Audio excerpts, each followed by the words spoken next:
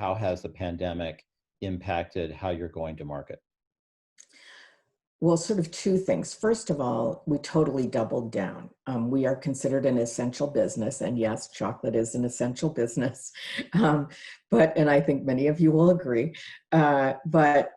We sort of have doubled down. Our sales force and supply chain have been amazing. So, as soon as the pandemic hit, we had to develop new work systems. We had to work on all of our factories to make sure that they were safe. We're really proud of that. Our safety record and lack of COVID cases within our plants. Our salespeople, making sure that they're safe, creating flexible hours so that they could go in and stock shelves and get our product there. But what it's meant to us is that we have increased share dramatically during this period. So while I know a lot of people are hurting, and I don't want to minimize that, for us, the pandemic has been good business.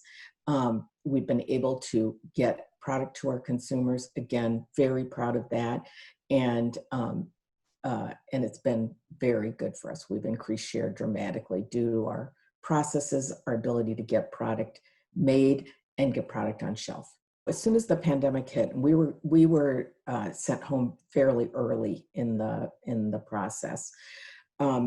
We quickly, on the last day, looked at all of our advertising, created a huge grid of what was sort of red, green, or yellow.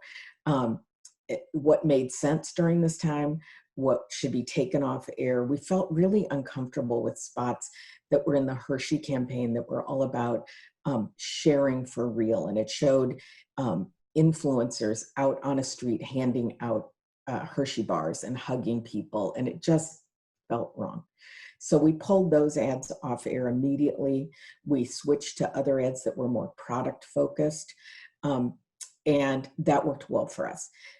Now, in the meantime, we created a Hershey ad that was all about, because the Hershey brand is about togetherness and spending time together and bringing people together, about how while the pandemic, as bad as it is, has given us a chance to reconnect with our families. And we felt proud about that ad running. We also, the last week of working in the office, we had a shoot scheduled. We rearranged the entire shoot to shoot a s'mores ad that was all product-based. The shoot had been about some other things, about some print ads. We shifted the shoot in about 24 hours, developed an ad that you can see running on TV now for s'mores. It's a very important occasion for us. The s'mores season is a very important season for us. But our ad showed people coming out of their homes and sharing it in a neighborhood situation. It felt wrong. We were able to transform the shoot sort of overnight and to develop this product-based ad.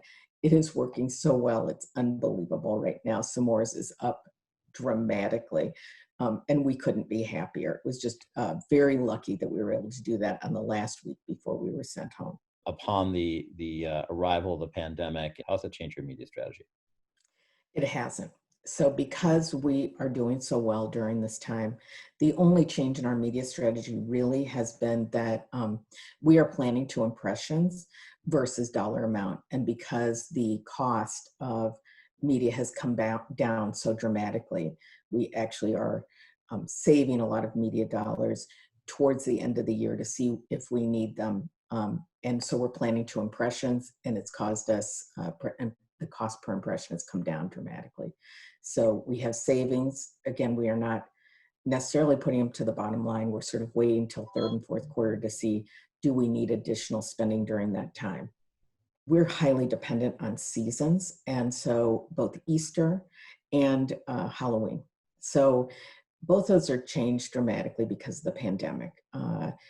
In Easter, which is right when it started, we doubled down on using influencers to get us across the finish line. We wanted to show people how you could still enjoy Easter and make it a family time, even if extended family weren't coming over to your house. You weren't going to big hosting Easter egg hunts or things like that. And influencers really helped us during that time to sort of show different ideas, everything from you can use candy to decorate, to celebrate, centerpieces, etc. So that was very helpful. Now we're looking at what are we going to do about Halloween? Halloween is likely to be celebrated in different ways in different geographies. If there is a second wave to the pandemic, it may severely impact Halloween. So now we're looking towards what can we do there. Our plans are not finalized yet, but again, we're looking at different platforms, different ideas to bring Halloween in at the level that we planned for. So what's the perspective on digital versus linear during the pandemic? Again, our spending hasn't changed at all. We made a huge bet this year on streaming. And in fact, of course, it's turned out to be a very good bet. We believe that streaming is going to become a bigger and bigger part of our media spend. In the pandemic, one of the products that has suffered, we've done quite well across our portfolio, but one of the products that suffered was mints and gum.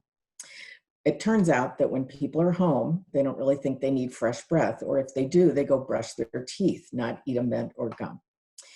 But one day, an assistant brand manager came to us and said, he wrote us an email saying that his wife worked at the Penn State Med Center and that there's something called mask breath. Well, we thought that was really interesting and we quickly made an ad. We had cut most of the spending for our Icebreakers brand, which is mints and gum, but we had 3 weeks of TV left that we couldn't cancel. And so we made an ad very quickly in our in-house agency about taking a mint before you put your mask on, and that breath you smell is yours under the mask. And so it's resulted in a fun campaign, and we have seen an uptick in the business as a result. We've been through a lot of transformation during this time and inspiration during this time, and I'm looking forward to receiving more at the NewFronts 2020.